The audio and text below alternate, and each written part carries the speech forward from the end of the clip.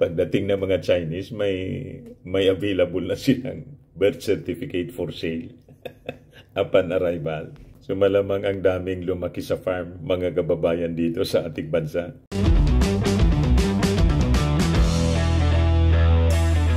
Ito naman po yung bago naming product na binibenta online.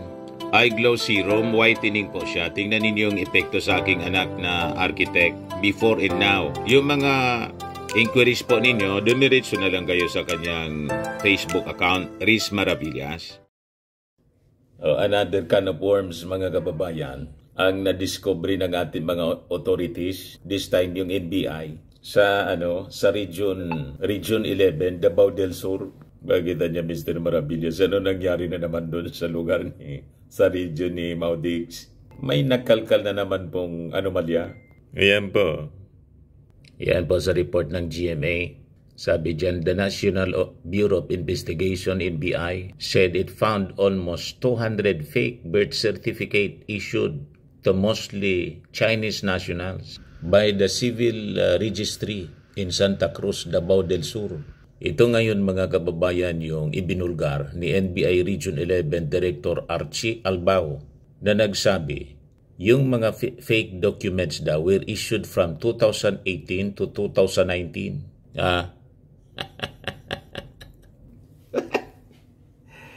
Sa region po ni Maudix. Nakita niya, Mr. Maravillas, masyadong controversial ngayon. Itong Davao region. Ewan ko po kung bakit sabay-sabay na naglilitawan ngayon ang mga kababalagan. At ito po nangyari sa administrasyon ni Maudix.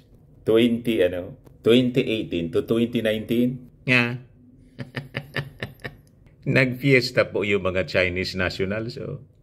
Mga fake birth certificates. Parang yung na-obtain po ni Alice Goo, taking birth certificate po. Ginawang negosyo, mga kababayan. Talaga niya, Mr. Maravillas, naging talamak yung anomalya sa previous administration. Yan po ang lumalabas, involving mga Chinese po. Kaya napakarami ng mga Chinese dito po. At ang nakakalungkot, lalo doon sa na-discovery po sa Pogo operation. Engaged po sila sa mga illegal activities and crimes. Yan sabi po ng National Bureau of Investigation. So sabi po ni Albao, our effort to investigate these more or less questionable birth certificates that were issued to foreign nationals, particularly Chinese, are ongoing, anya. So sabi po ni Albao, na-discover daw ng NBI ang bagay na ito through its investigation as well as collaborative effort with other government agencies tulad ng Philippine Statistics Authority or PSA at sa kanang Bureau of Immigration at mga local government units. So sabi po niya, ito ay related doon sa pagkakaaresto ng isang Chinese national sa Office of the Department of Foreign Affairs sa Davao City noong July 9. Sa kabaga niya, Mr. Maravillas, friendly kasi masyado po yung Davao. Ginawa pong may sisterhood po kasi yung Davao noong panahon ni Inday as mayor sa isang city din po sa China. Kaya tingin nila siguro yung Davao is a Chinese city na rin. Hindi lang pala niya, Mr. Maravillas, yung pagnanasa ni Maudix na gawing province. Para nga niya, yung Davao ginawa ng syudad ng China. Yun nga po eh. So sabi po ng NBI na ang kanilang mga operatives na sakote po yung Chinese national po for violation of passport law saka falsification of public documents and concealing true name. Sabi ko sa inyo po, napakaraming tulad pa ni Alice Goo, daming nakalusot po na mga Chinese, piniki yung kanila pong identity. Piniki yung kanilang birth certificate kasi pala po, naging for sale na yung naging for sale na po yung birth certificate. So sabi po ni Albao, naka-receive sila ng call from the DFA office about alleged fake counterfeit documents tulad po ng birth certificate at identification card, pati driver's license po. The Chinese national was brought to the NBI Southern Eastern Mindanao Regional Office kung saan nagsailalim po siya ng booking procedures. You see? So another can of worms, mga kababayan, ng mga irregularities, anomalies ang nadiscovery ng ating mga taga-NBI involving mga Chinese nationals. Kaya sabi ng mga netizen, sabi ni Ronnie Habana, birth certificate upon arrival. Pagdating ng mga Chinese, may available na silang birth certificate for sale upon arrival. So malamang ang daming lumaki sa farm, mga kababayan dito sa ating bansa. Sabi ni John Kennedy, Davao is the new recto. Sabi ni Epi Torres, Saludo NBI, hope all illegal criminality in Davao will be captured by your good agency. Salute and God bless. Sabi ni Epi Torres, Saludo NBI. Ni Danny pala, Danny Galgo Espuelas, yes, best president in the universe, Tatay Diggs. Sabi ni Lois, legacy to ni best president. Sabi ni Tablando Fe, Davao is a notorious place nowadays. Sabi ni Ariel Gregorio, Davao province of China.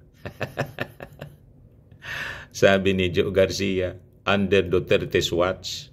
Sabi ni Flor Igna, Davao City of Sins. Sabi ni Merlinda Capio Baldonado, of course, this will not happen if not for the assistance of the dishonest Filipino people in government with money involvement for sure. Maging aral po sana ito, walang sikretong di mabubunyag. Sabi ni Ani Metal Despair, hats off to NBI, keep up the good work, salamat sa serbisyo nyo. Sabi ni Jeremy Pedrosa, another legacy ni Digong, best president talaga. Sabi ni Flor Chris, Davao is Chinese province. Sabi ni Roel Medrano, salamat po Tatay Digong, isa kang alamat. Kita ninyo mga kababayan. Sabi ni Renato Banyes Sr., to those claiming that Davao del Sur is different from Davao City, yes, it is true, but PRRD was then the president when this BC birth certificate were issued between 2018 to 2020 in Davao del Sur. Sabi ni Otsentre Domanon, bound for province of Pogo Este, China. Sabi ni Giovanni Portugal, i-check po sa lahat ng region sa bansa where the nationality became Filipino or Filipinas, plus the Bureau of Immigration, do the respective jobs to report all the overstaying foreigners because the Philippines is the haven where all the foreigners invaded to have Philippine passport. Sabi ni Miriam Answers, compromising the security of the Philippines by issuance of fake birth certificates is a crime. The individuals who signed and issued those birth certificates must be brought to justice and be charged treason. Sabi ni Ying Kalungi, Duterte family, paki-explain, no to Duterte anymore, pinagluluko na tayo. You see, mga kababayan. Ngayon, ito yung news update ng balita. Ayan po, 54 minutes pa lang. Sabi dyan, apparently it only cost 300,000 for Chinese nationals to illegally obtain a valid Philippine birth certificate, passport, and driver's license. Ito ngayon, mga kababayan, yung sinabi ni Senator Sherwin Gatchalian. Senator Gatchalian disclosed the matter to reporters ngayon po, saying that the information came from his sources within the Chinese community. Sinabi nila sa akin na ang running price pala para makakuha ng birth certificate kasama na ang passport, kasama ng driver's license is 300,000, sabi po ng senador. So tama yung sinabi natin kanina. Talagang ginawa po nilang negosyo, kumikitang kabuhayan po. This happened during the time of Mao Diggs, mga kababayan. So sabi dito, so merong mga ganon na naglalakad, magbibigay ka ng 300,000, bibigyan ka niya ng birth certificate, bibigyan ka niya ng passport, bibigyan ka niya ng driver's license at iba pa. Kumbaga, lalakari na lang nila lahat yun. Gatchalian revelation came after the National Bureau of Investigation or NBI disclosed that it uncovered close to 200 falsified birth certificates issued to Chinese nationals from 2018 to 2019 in Santa Cruz, Davao del Sur. According to the senator, NBI's disclosure in itself is very concerning, which may indicate that there is a syndicate actively lobbying for the issuance of valid Philippine documents to Chinese national. So ano po masasabi ninyo, mga kababayan? Post your comments. O ano tingin ninyo pagdating ng 2025? Sabi ko sa inyo po, pag hindi tayo umayos dito sa pagpipili ng mga leaders natin, baka mawalan tayo ng bansa. I-take over na po ito ng mga Chinese.